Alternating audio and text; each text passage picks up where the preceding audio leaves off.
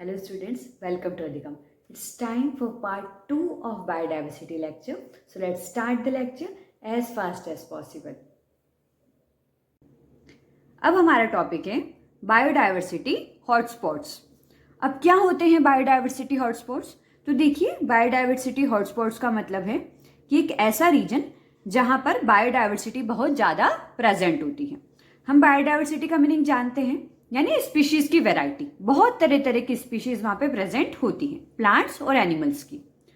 अब किसी भी रीजन को हम क्या बायोडाइवर्सिटी कह सकते हैं क्योंकि वहां पर बायोडाइवर्सिटी ज़्यादा है? नहीं, हम बहुत स्पेसिफिक रीजन को ही बायोडाइवर्सिटी हॉटस्पॉट कहते हैं। ऐसा क्यों? देखिए, दो कंडीशंस हैं बायोडाइवर्सिटी हॉटस्पॉट को डिक्लेयर करने की, एंडेमिज्म एंड थ्रेट। अब व्हाट इज एंडेमिज्म? अब एंडेमिज्म को समझने के लिए हम एक छोटी सी स्टोरी देखते हैं। जिसे मान लो कि एक हिमालयन हिल है ना। उस हिल पे एक तरह की जड़ी बूटी ग्रो हो रही है और उस जड़ी बूटी को हम जानते हैं संजीवनी बूटी के नाम से। ठीक है, तो अब ये संजीवनी बूटी जो है वो सिर्फ हम देखते हैं कि हिमालयन माउंटेन्स के कुछ ही हिल्स में प्रेजेंट होती है। क्या संजीवनी बूटी ऑल ओवर इंडिया में है? नहीं। क्या ऑल ओवर वर्ल्ड के किसी पार्ट में है? नहीं। अभी तक हमको जितना कुछ पता है कि नहीं, ये स्पेसिफिक वहीं प्रेजेंट होती है, भाई हिमालयन के एक पर्टिकुलर हिल में प्रेजेंट होती है। अब ये जो संजीवनी बूटी है उसके लिए जो हिल है ये इकलौता हैबिटेट हो गया कि भाई ये यहीं ग्रो हो सकती है। तो ये संजीवनी बूटी कैसा प्लांट हो गया? एंडेमिक प्लांट्स हो गया। ठीक है, इसी तरह कोई एनिमल की बात करें जो सिर्फ उसी रीजन में पाया जाता है, जैसे मान लो कोआला, वो सिर्फ ऑस्ट्रेलिया में अगर पाए जाते हैं तो वो कोई एंडेमिक एनिमल हो गए। तो एंडेमिज्म का मतलब है कि बायोडाइवर्सिटी हॉटस्पॉट एक ऐसा रीजन है वहां पर कुछ एंडेमिक स्पीशीज प्रेजेंट हो, यानी कुछ ऐसे प्लांट्स और एनिमल प्रेजेंट हो जो सिर्फ उसी रीजन में ग्रो करते हैं या फिर उसी रीजन में रहते हैं, उसके अलावा कोई और रीजन में वो रह नहीं सकते। तो कुछ एंडेमिक स्पीशीज होनी चाहिए। नेक्स्ट है थ्रेट। मान लो वहां पर जितने भी प्लांट्स और एनिमल रह रहे हैं उनको कोई थ्रेट है, मतलब उनको बायोडाइवर्सिटी लॉस का कोई भी डेंजर हो सकता है। जैसे मान लो वहां पर हंटिंग बहुत ज्यादा हो रही है, या फिर डिफॉरेस्टेशन हो रहा है, या फिर कोई इन्वेसिव स्पीशीज आ गई है, कोई भी रीजन हो सकता है, लेकिन उसके कारण क्या है, बायोडाइवर्सिटी धीरे धीरे क्या हो रही है, खत्म हो रही है, उसका जो लेवल है वो डिक्रीज हो रहा है। तो अगर ये दो कंडीशन फॉलो होती है किसी भी रीजन में तो हम उसको बोल देते हैं कि वो रीजन क्या है, बायोडाइवर्सिटी हॉटस्पॉट्स है। अब पूरे जो हमारे वर्ल्ड है, अर्थ है हमारी, उसके अंदर कुछ ऐसे हमने रीजन डिसाइड कर लिए हैं कि ये बायोडाइवर्सिटी हॉटस्पॉट्स है। लेकिन हमारे लिए इंपॉर्टेंट रीजन जो है वो है इंडियन बायोडाइवर्सिटी हॉटस्पॉट्स। तो जो भी इंडियन टेरिटरी है उसके अंदर 4 बायोडाइवर्सिटी हॉटस्पॉट्स आते हैं। देखिए, सबसे पहला है हिमालय, नेक्स्ट है इंडो बर्मा, थर्ड है वेस्टर्न घाट्स एंड फोर्थ है सुंडालैंड। अब ये कहाँ कहाँ प्रेजेंट है? तो देखिए, हम एक इंडिया का रफ मैप बनाते हैं।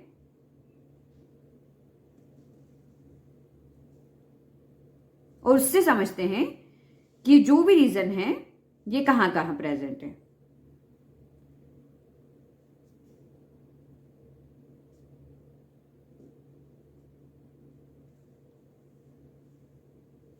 अब देखिए हिमालय, तो हिमालय वाला जो रीजन है तो ये बायोडाइवर्सिटी हॉटस्पॉट यहां प्रेजेंट है। ठीक है, नेक्स्ट हम बात करते हैं इंडो बर्मा। तो इंडो बर्मा वाला जो रीजन है वो प्रेजेंट है ये वाले रीजन में। ठीक है, नेक्स्ट है वेस्टर्न घाट्स एंड श्रीलंका। तो हमारे जो थर्ड रीजन है वो प्रेजेंट है ये वाली चीज, वेस्टर्न घाट्स एंड थोड़ा पार्ट श्रीलंका का। एंड द थर्ड जो है हमारा, फोर्थ जो है हमारा सुंडालैंड। अब जो फोर्थ इंडियन बायोडाइवर्सिटी हॉटस्पॉट है उसके लिए थोड़ा सा कंफ्यूजन रहता है कि जो सुंडालैंड वाला पार्ट है ये अधिकतर यहाँ पर फिलीपींस, थाईलैंड, मलेशिया इस वाले पार्ट में आ जाता है। तो सुंडालैंड इंडिया में कैसे? तो देखिए, थोड़ा सा अंडमान एंड निकोबार जो हमारे आइलैंड्स हैं उनका कुछ पार्ट सुंडालैंड के अंदर आ जाता है, इसलिए इसको भी हम क्या बोलते हैं, इंडियन बायोडाइवर्सिटी हॉटस्पॉट बोलते हैं। तो जो हमारे अंडमान एंड निकोबार आइलैंड्स हैं उसका कुछ रीजन सुंडालैंड के अंदर आता है, इसलिए इसको भी हम इंडियन बायोडायवर्सिटी हॉटस्पॉट बोलते हैं। तो ये 4 आपको रीजन याद रखने। अब MPPSC में PYQ एक क्वेश्चन है जो कि हॉटस्पॉट से रिलेटेड था और उसमें हॉटस्पॉट ही पूछा था और उसमें वेस्टर्न घाट्स एक ऑप्शन था। तो आपको बस वेस्टर्न घाट्स पे टिक कर देना था कि हाँ, ये इंडिया का क्या है, बायोडायवर्सिटी हॉटस्पॉट रीजन है। नेक्स्ट हम बात करते हैं बायोडायवर्सिटी कोल्ड स्पॉट्स। देखिए, हॉटस्पॉट्स तो अधिकतर पूछा जाता है, लेकिन ये थोड़ी यूनिक टर्म है, इतनी ज्यादा एग्जाम्स में नहीं पूछी जाती है। लेकिन अगर हॉटस्पॉट पूछा है तो हो सकता है कि कोई डिफिकल्ट क्वेश्चन आए और आपसे कोल्ड स्पॉट्स पूछ लिया जाए। तो what is cold spots biodiversity के पर्सपेक्टिव में हम बात करें तो देखिए, एक ऐसा रीजन जहां पर बायोलॉजिकल डाइवर्सिटी तो कम है, यानी स्पीशीज की जो वैरायटी है वो तो बहुत कम है, लेकिन वहां पर high rate of biodiversity loss है। इसका मतलब क्या हुआ कि भले ही बहुत कम स्पीशीज है, लेकिन वो भी क्या हो रही है, लॉस में जा रही है। ठीक है, वो उनकी भी स्पीशीज क्या हो रही है, बहुत कम हो रही है। मान लो कोई डेजर्ट रीजन है, तो वहां पे ऑलरेडी स्पीशीज बहुत कम है, लेकिन वो डेजर्ट ही खत्म हो रहा है और वहां की स्पीशीज भी खत्म हो रही है, तो उस रीजन को हम बोलेंगे कि वो क्या है, बायोडायवर्सिटी कोल्ड स्पॉट रीजन है। अब हम कुछ ऑल ओवर वर्ल्ड में देखते हैं कि कौन कौन से बायोडायवर्सिटी हॉटस्पॉट प्रेजेंट है। ये इतनी ज्यादा आपको मेमोराइज करने की जरूरत नहीं है, लेकिन आप थोड़ा ध्यान में रख सकते हैं कि कितने हॉटस्पॉट हमारे ऑल ओवर वर्ल्ड में प्रेजेंट है। तो सबसे पहले हम यहाँ से स्टार्ट करते हैं। तो देखिए, सेंट्रल अमेरिकन हाईलैंड फॉरेस्ट है जो कि यहाँ पर प्रेजेंट है, पनामा कैनाल के पास। नेक्स्ट हम बात करते हैं western Ecuador and Colombian Choco, तो ये रीजन यहाँ पर प्रेजेंट है। नेक्स्ट हम बात करते हैं ट्रॉपिकल एंडीज। तो देखिए, एंडीज माउंटेन पे जो माउंटेन्स के आसपास जो है वो ट्रॉपिकल एंडीज हॉटस्पॉट रीजन है। नेक्स्ट हम बात करते हैं अटलांटिक फॉरेस्ट ब्राजील, तो ये भी हमारा हॉटस्पॉट रीजन है। नेक्स्ट है अपर गिनिया फॉरेस्ट। तो देखिए, जो अफ्रीका कॉन्टिनेंट है, अफ्रीकन कॉन्टिनेंट में अपर गिनियन फॉरेस्ट भी है। नेक्स्ट हम बात करते हैं ईस्टर्न आर्क माउंटेन्स और तंजानिया, तो ये भी हॉटस्पॉट रीजन है। नेक्स्ट बात करते हैं ईस्टर्न मेडागास्कर। फिर तो हमारे इंडियन हॉटस्पॉट आ जाते हैं Western Ghats India, Eastern Himalaya, Sinharaja forest Sri Lanka, Indonesia, peninsular Malaysia, फिर Philippines, northern Borneo, Queensland, Melanesia. तो ये जितने भी रीजन हैं, हम बस इसको स्लाइटली देखेंगे कि कौन कौन से रीजन ऑल ओवर वर्ल्ड में प्रेजेंट है एज अ हॉटस्पॉट। अब हम पढ़ते हैं बायोडायवर्सिटी लॉस। अब देखिए, बहुत सारे रीजंस हैं जिसके कारण बायोडायवर्सिटी लॉस हो रही है। सबसे पहला रीजन है हैबिटेट लॉस। अब हैबिटेट लॉस का क्या मतलब है? देखिए, हैबिटेट मतलब एक ऐसा रीजन जहां पर कोई भी प्लांट ग्रो करता हो या फिर कोई भी एनिमल रहता हो, उसका घर हम मान सकते हैं। मान लो अगर वो हैबिटेट ही खत्म हो जाए तो क्या है, वो स्पीशीज भी खत्म हो जाएगी। एग्जाम्पल, बहुत सारे वाइल्ड एनिमल हैं जिनके स्पीशीज आज क्या है, डेंजर में, जैसे राइनोसोरस हो गया या फिर टाइगर भी हो गए, एलिफेंट्स हो गए। तो क्योंकि फॉरेस्ट खत्म हो रहे हैं, डिफॉरेस्टेशन हो रहा है, तो हैबिटेट लॉस हो रहा है और बायोडायवर्सिटी लॉस भी अकॉर्डिंगली हो रहा है। नेक्स्ट है क्लाइमेट चेंज। अब देखिए, कोई भी अगर स्पीशीज है तो उसको पर्टिकुलर एनवायरमेंट चाहिए to survive. Example, polar bear है, तो अगर पोलर बियर है तो उसको बहुत ही कोल्ड एनवायरमेंट चाहिए। लेकिन मान लो पोलर रीजन में अगर टेम्परेचर इंक्रीज होने लगा तो वो वहां पर नहीं रह पाएगा। तो climate change is also the reason for biodiversity loss. Next है ओवर हंटिंग। जैसे हमने एशियाटिक चीते की बात की है।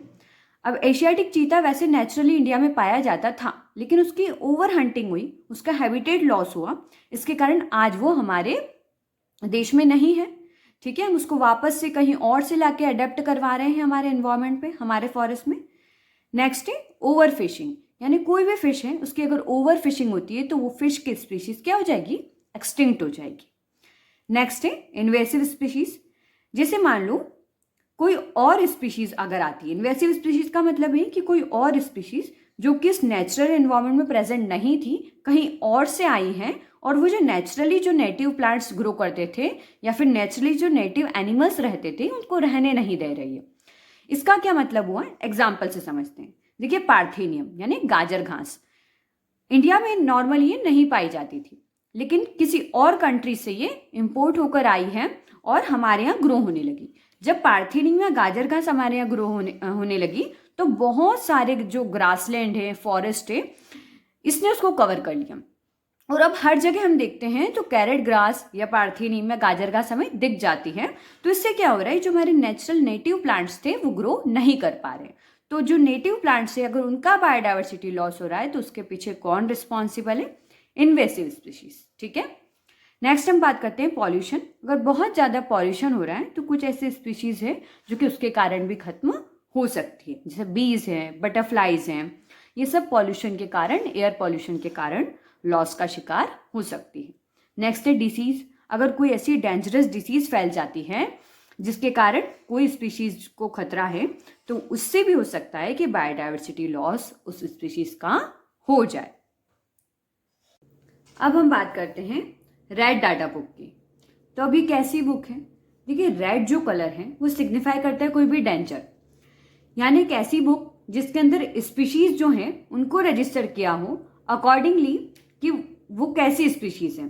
भाई वो बहुत ज़्यादा एक्सटेंट स्पीशीज हैं क्या, मतलब वो पूरी तरीके से हमारी पृथ्वी से विलुप्त हो गई है, या फिर ऐसे स्पीशीज जो कि इनडेंजर्ड है, यानी उनको कुछ खतरा है और आने वाले कुछ सालों में वो एक्सटिंक्ट हो सकती हैं। तो रेड डाटा बुक सिंपल सी एक ऐसी बुक है। अब देखिए रेड डाटा बुक जो है वो कौन रिलीज करता है या फिर कौन मेंटेन करता है, तो IUCN, international union of conservation of nature. अब ये इसका हेडक्वार्टर कहाँ प्रेजेंट है, तो मॉन्क्स स्विट्जरलैंड में प्रेजेंट है।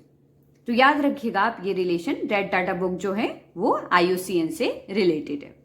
अब हम बात करते हैं कि रेड डाटा बुक जो है उसके अंदर दो तरह के पेजेस पाए जाते हैं। देखिए पिंक और ग्रीन पेजेस आपको डायग्राम में दिख रहे होंगे।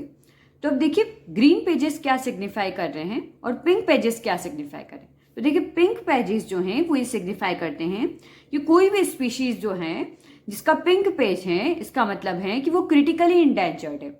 इसका मतलब है कि उसको खतरा है कि वो आने वाले कुछ सालों में एक्सटिंक्ट हो जाए या फिर उसकी जो पॉपुलेशन है वो लगातार कम हो रही है। और ग्रीन पेजेस ये बताते हैं कि जो स्पीशीज पहले क्रिटिकली इंडेंजर्ड थी, यानी उसको कोई बायोडाइवर्सिटी लॉस का डेंजर था, लेकिन अब नहीं है। अब क्या है, अब वो बिल्कुल पूरी तरह सेफ है।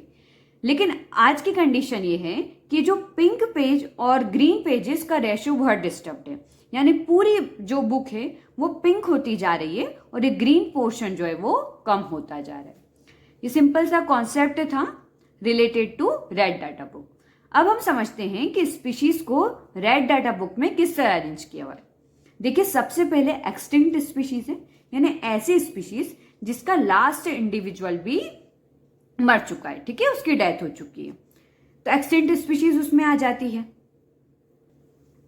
फॉर एग्जाम्पल एक्सटिंक्ट कुछ स्पीशीज हम देखते हैं तो एक पैसेंजर पीजन, ठीक है, ऐसा हमने जैसे मूवीज में भी देखा है कि एक ऐसा पीजन है जो क्या करता था, खत पहुंचाता था। तो वो जो पीजन है वो क्या हो गया है, अब एक्सटिंक्ट हो गया है। नेक्स्ट डायनासोर अगर हम बात करें तो वो भी एक क्या है, एक्सटिंक्ट स्पीशीज है। नेक्स्ट हम बात करते हैं एक्सटिंक्ट इन वाइल्ड, यानी अब वो नेचुरली फॉरेस्ट में नहीं पाई जाती हैं, वो जो एग्जैक्टली वाइल्ड जो जगह है, जो फॉरेस्ट एरिया है, वहां पर क्या हो गई है, वो एक्सटिंक्ट हो गई है। तो जैसे हम बात करते हैं एक्सटिंक्ट इन वाइल्ड में हम बात करें तो कुछ तरह के फ्रॉग हैं जो कि अब फॉरेस्ट में नहीं पाए जाते हैं। अब देखिए एक्सटिंक्ट और एक्सटिंक्ट इन वाइल्ड स्पीशीज तो हमने देख ली। अब कुछ ऐसे स्पीशीज हैं जिनका एक पर्टिकुलर डाटा दे रखा है हमें कि इसके अकॉर्डिंग हम इनको कैटेगराइज करते हैं।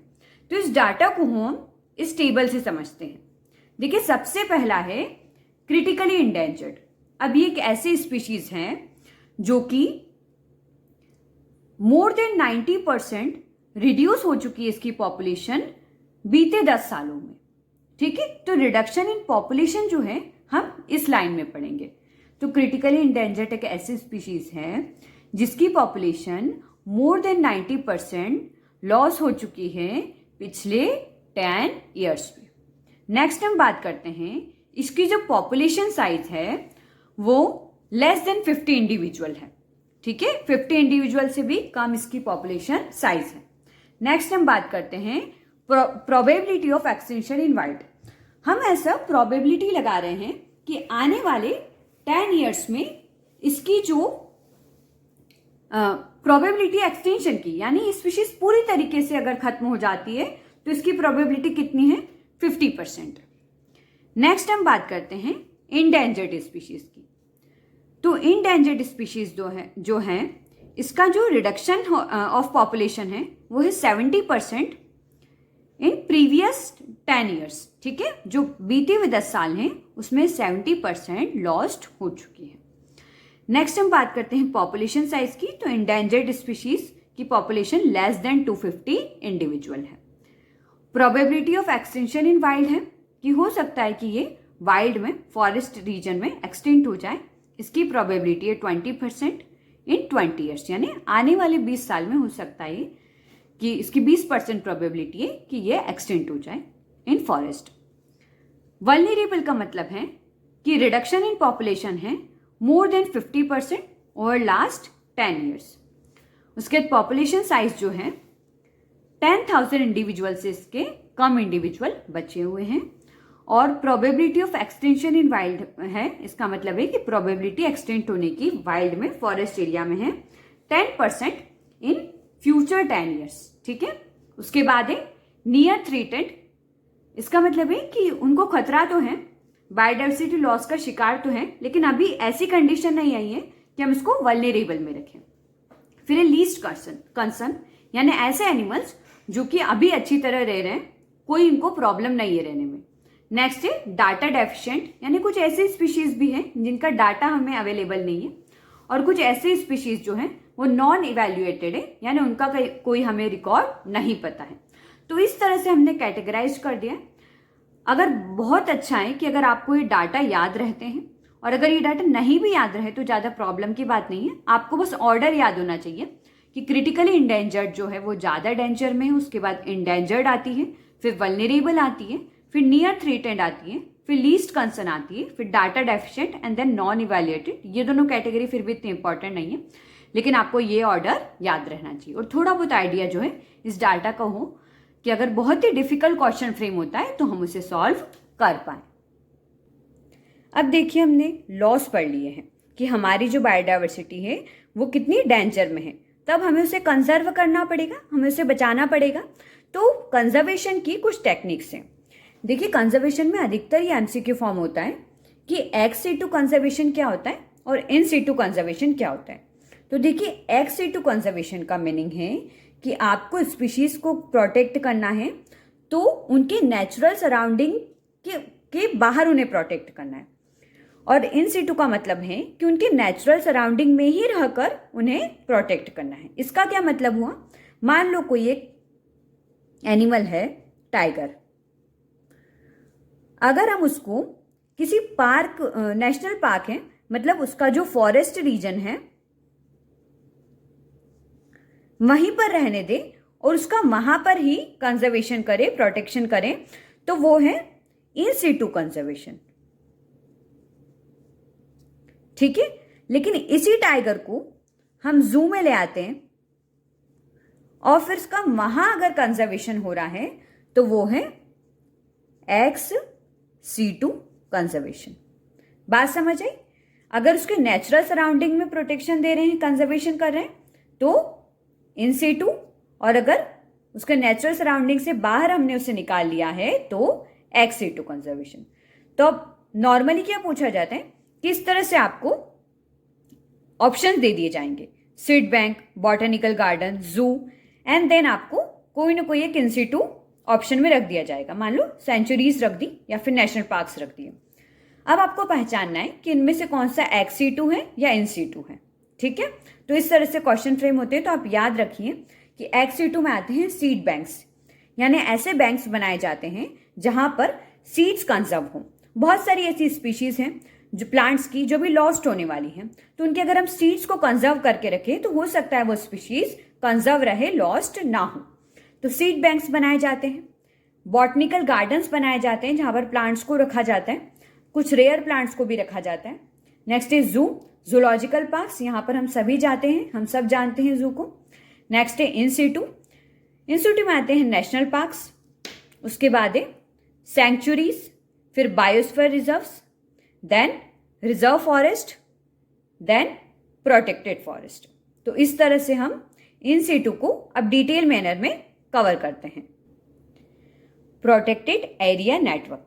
अब देखिए प्रोटेक्टेड एरिया नेटवर्क में हमें जो भी पढ़ना है ना वो अधिकतर हम इन सीटू कंजर्वेशन को कवर करेंगे। अब सबसे पहले इसमें आता है नेशनल पार्क्स। अब नेशनल पार्क्स क्या होते हैं?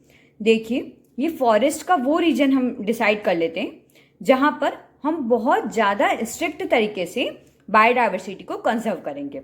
मतलब यहाँ पर बहुत ज़्यादा रेस्ट्रिक्शंस होती हैं किसी भी चीज़ को लेके। जैसे मान लो ग्रेजिंग हो गया, हंटिंग हो गया, फॉरेस्ट्री हो गया, तो ये सब यहाँ पर अलाउड नहीं होता है। ठीक है। अब ऐसे कौन से रीजन को हम नेशनल पार्क डिसाइड करते हैं? तो ऐसे रीजन जिसका कोई इकोलॉजिकल और नेचुरल सिग्निफिकेंस हो। इकोलॉजी यानी वहां पर एक तरह का इकोसिस्टम डेवलप्ड हो। नेचुरल सिग्निफिकेंस इसका मतलब वहां पर कोई ऐसी प्लांट और एनिमल स्पीशीज रहती हो जो बहुत ही इंपॉर्टेंट हो for the ecology and environment. अब नेशनल पार्क किस एक्ट के अंदर हम रखते हैं? तो वाइल्ड लाइफ प्रोटेक्शन एक्ट 1972 के अंदर हम नेशनल पार्क्स को अलॉट करते हैं। ठीक है, ये आप याद रखिए, ये एक्ट पूछा जा सकता है रिलेटेड टू नेशनल पार्क।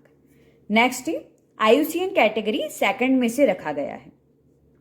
अब देखिए अकॉर्डिंग टू द रेस्ट्रिक्शंस कि भाई किस रीजन में बहुत ज़्यादा रेस्ट्रिक्शन है और बहुत अच्छे से चीज रीजन में कोई भी स्पीशीज को कंजर्व करके रखा गया है, प्रोटेक्टेड कर रखा गया है, उस अकॉर्डिंग IUCN की कैटेगरी डिसाइडेड है। तो अगर बहुत अच्छे से प्रोटेक्शन हो रहा है और बहुत ज़्यादा रेस्ट्रिक्शन है कि किसी को आने नहीं दिया जाता है या फिर ग्रेजिंग नहीं करने दी जाती है, हंटिंग नहीं करने दी जाती, फॉरेस्ट्री नहीं करने दी जाती, तो उसके IUCN रैंकिंग उस हिसाब से बहुत अच्छी होगी। और अगर बहुत ही कम रेस्ट्रिक्शन है और फॉरेस्ट में बहुत सारी चीज़ें अलाउड हैं तो फिर उसके IUCN जो रैंकिंग है वो उस अकॉर्डिंग जो है थोड़ी लो होगी। तो नेशनल पार्क जो है उसकी जो IUCN कैटेगरी है वो सेकंड है। ठीक है, चूंकि यहाँ पर बहुत ज़्यादा रेस्ट्रिक्शन है इसलिए इसकी जो कैटेगरी है वो सेकंड पर रखी गई है। नेक्स्ट बात करते हैं वाइल्ड लाइफ सेंचुरीज की। अब इसको भी जो वाइल्ड लाइफ सेंचुरी को जो डिसाइड किया जाता है वो वाइल्ड लाइफ प्रोटेक्शन एक्ट 1972, इसी एक्ट के तहत कोई भी वाइल्ड लाइफ सेंचुरी है उसको बनाया जाता है। फिर अब वाइल्ड लाइफ सेंचुरी और नेशनल पार्क में क्या अंतर है? तो देखिए वाइल्ड लाइफ सेंचुरी जो होती है वहां पर ग्रेजिंग अलाउड है, यानी वहां पर आप ग्रेजिंग करवा सकते हैं। जो अपने कैटल से काऊ बफेलोज है उनको जो ग्रास है उसकी ग्रेजिंग करवा सकते हैं। बट हंटिंग और फॉरेस्ट्री, तो हंटिंग जो है यहाँ पे अलाउड नहीं होती, फॉरेस्ट्री कुछ रीजन में अलाउ कर सकते हैं। ठीक है, तो वाइल्ड लाइफ सेंचुरीज जो है वो मतलब प्रोटेक्टेड एरिया तो है लेकिन इतनी ज्यादा रेस्ट्रिक्शन नहीं है जितनी ज्यादा नेशनल पार्क में रेस्ट्रिक्शन हुआ करती थी। नेक्स्ट डिफरेंस ये भी है नेशनल पार्क और वाइल्ड लाइफ सेंचुरी में कि नेशनल पार्क जो है वो ओवरऑल वाइल्ड लाइफ को बचाने के लिए बनाए जाते हैं, लेकिन वाइल्ड लाइफ सेंचुरी जो है वो पर्टिकुलर एक स्पीशीज को बचाने के लिए भी बनाई जा सकती है। इसलिए बोला गया है कि स्पीशीज स्पेसिफिक कंजर्वेशन है। ठीक है, नेक्स्ट हम बात करते हैं IUCN कैटेगरी फोर्थ में ही आता है। तो ये फैक्चुअल नॉलेज है, आपको थोड़ा बहुत MCQ के अकॉर्डिंग आप याद रख सकते हैं कि national park second category and IUCN category fourth related to wildlife sanctuaries. जैसे MP में काउधेनु गो अभ्यारण्य है जो कि आगर रीजन में प्रेजेंट है। तो देखिए वो पर्टिकुलर एक स्पीशीज काऊ को बचाने के लिए बनाया गया है, तो इसलिए wild life sanctuary species specific conservation के लिए होती है, ये हम देखते हैं। नेक्स्ट बात करें तो कंजर्वेशन रिजर्व्स। तो अब देखिए नेशनल पार्क प्रेजेंट है या फिर कोई सेंचुरी प्रेजेंट है इस रीजन में। अब उसके आसपास जो एरिया प्रेजेंट होता है उसको कंजर्वेशन रिजर्व कह दिया जाता है। वहां पर लेसर डिग्री ऑफ प्रोटेक्शन होगा कि इतना ज्यादा कंजर्वेशन और प्रोटेक्शन नहीं होगा जितना ज्यादा wild life sanctuary national park में है। लेकिन चूंकि ये wild life sanctuary national park के आसपास का एरिया है तो वहां पर भी थोड़ा बहुत कंजर्वेशन करना जरूरी है, इसलिए उसे क्या बोला गया? Conservation reserves. और ये जो कंजर्वेशन रिजर्व हैं ये स्टेट गवर्नमेंट और लोकल कम्युनिटीज जो हैं वो साथ मिलकर डिसाइड करती हैं कि ये कंजर्वेशन रिजर्व जो है वो बनेगा और कितना बनेगा। नेक्स्ट हम बात करते हैं कम्युनिटी रिजर्व की। तो देखिए ये भी जो है वो स्टेट गवर्नमेंट डिसाइड करेगी for protection of wild life plus traditions, culture and practices. यानी एक पर्टिकुलर कोई भी एरिया है उसके अंदर वाइल्ड लाइफ भी रहती है, साथ में कुछ मान लो ट्राइब्स रहती होगी, उनको कोई पर्टिकुलर ट्रेडिशन होगा, कोई कल्चर होगा, कोई प्रैक्टिसेस होगी, तो उनको भी कंजर्व अगर साथ में करना है, दोनों चीजें साथ में करनी है, तो वो चीज क्या कहलाती है? कम्युनिटी रिजर्व कहलाती है। नेक्स्ट बात करते हैं कोस्टल प्रोटेक्टेड एरियाज। तो देखिए नेम से ही क्लियर है कि कोई भी मराइन रीजन है, कोई भी ऐसा रीजन है जो सी के आसपास है या फिर थोड़ा बहुत सी या ओशियन का ही पार्ट है, तो वहां पर अगर प्रोटेक्शन करना हो तो वो है कोस्टल प्रोटेक्टेड एरियाज। नेक्स्ट है सैक्रेड ग्रोव्स। अब सैक्रेड ग्रोव्स क्या है? पैचेस ऑफ फॉरेस्ट और natural vegetation from a few trees to forest of several acres that are usually dedicated to local folk deities. इसका क्या मतलब हुआ? देखिए कांतारा मूवी जो प्रीवियस ईयर आई थी उसमें आपने देखा होगा कि लोकल फोक डाइटी होते हैं, ठीक है, मतलब एक ऐसे कोई फोक डाइटी है जिनकी जो लोकल कम्युनिटी है वो वर्शिप करती है। उसके बाद उसके जहां पर वर्शिप करती है, जहां पर वो कम्युनिटी रहती है, वहां पर एक बहुत घना फॉरेस्ट प्रेजेंट है, बहुत ही थिक फॉरेस्ट प्रेजेंट है। तो देखिए वो एक ऐसा रीजन है, ऐसे सैक्रेड ग्रोव है जहां पर लोकल कम्युनिटी ही उस पूरे फॉरेस्ट की और जो लोकल फोक डाइटी है उनकी प्रोटेक्शन कर रही है, ठीक है। वहां पर इतनी ज्यादा जो बाकी पॉपुलेशन है या फिर टूरिज्म सेक्टर है वो डेवलप नहीं हुआ है। तो सैक्रेड ग्रोव इंडिया के कुछ ऐसे रीजन हैं जहां पर बहुत ही थिक फॉरेस्ट प्रेजेंट है, लोकल फोक डाइटी भी वहां पर प्रेजेंट हो सकती है, लेकिन वहां पर जो कंजर्वेशन है वो जो है वो बहुत ही ज्यादा लोकल कम्युनिटी पे निर्भर है। मेघालय के कुछ रीजन या केरला कर्नाटक के कुछ रीजन, वेस्टर्न घाट्स में और भी बहुत सारी जगह इंडिया में सैक्रेड ग्रोव प्रेजेंट है और इस तरह से फॉरेस्ट का कंजर्वेशन बहुत अच्छे से हो पा रहा है। उसके बाद हम बात करते हैं बायोस्फीयर रिजर्व्स। तो देखिए लीगली प्रोटेक्टेड एरियाज हैं, मतलब ऐसे एरिया जो किसी लॉ के द्वारा प्रोटेक्टेड हैं, टेरेस्ट्रियल भी हो सकते हैं, एक्वेटिक भी हो सकते हैं, जहां पर ह्यूमन बींग और नेचर दोनों को एग्जिस्ट कर सके। यानी एक ऐसा रीजन जहां पर हमें किसी एनिमल का तो प्रोटेक्शन करना है, लेकिन हमें ह्यूमन बींग्स को भी उसी तरह प्रोटेक्ट करना, यानी दोनों जो लोग हैं, दोनों जो स्पीशीज है वो अच्छे से वहां पर रह सके। सस्टेनेबल डेवलपमेंट अगर अप्रोच है तो बायोस्फीयर रिजर्व से रिलेटेड है। उसके बाद है एस्टेब्लिश्ड बाय कंट्रीज, मतलब कोई भी बायोस्फीयर रिजर्व है तो उनको बनाता कौन है? कोई कंट्री ही। जैसे इंडियन रीजन में अगर कोई बायोस्फीयर रिजर्व हमें क्रिएट करना है तो इंडियन गवर्नमेंट ही कर सकती है, लेकिन उसको रिकॉग्नाइज अगर करने का काम है तो वो यूनेस्को मैप प्रोग्राम के तहत होता है। मैप यानी man and biosphere reserve program, उसके तहत बायोस्फीयर रिजर्व को रिकॉग्नाइज किया जाता है। अब है बायोलॉजिकल डाइवर्सिटी एक्ट 2002। देखिए हमने बायोडाइवर्सिटी में सारी चीजें कवर कर ली हैं, लगभग जितनी पॉसिबल होगी और जितना एग्जाम के लिए इंपॉर्टेंट है, तो हम ये भी एक्ट कवर कर लेते हैं। देखिए यूएनसीबीडी यानी United nation conservation of biological diversity 1992 एक ये कॉन्फ्रेंस हुई थी, उसके बाद ही हम ये एक्ट लाए हैं। तो इस एक्ट के ऑब्जेक्टिव्स क्या हैं ब्रीफली समझ लेते हैं। कंजर्वेशन ऑफ बायोलॉजिकल डाइवर्सिटी, हमें बायोडाइवर्सिटी को बचाना है। Sustainable use of its component, यानी कोई भी प्लांट है उसको हम इस तरह यूज करें कि आने वाले कुछ सालों में वो ऐसा नहीं हो कि एक्सटिंक्ट हो जाए, खत्म ही हो जाए।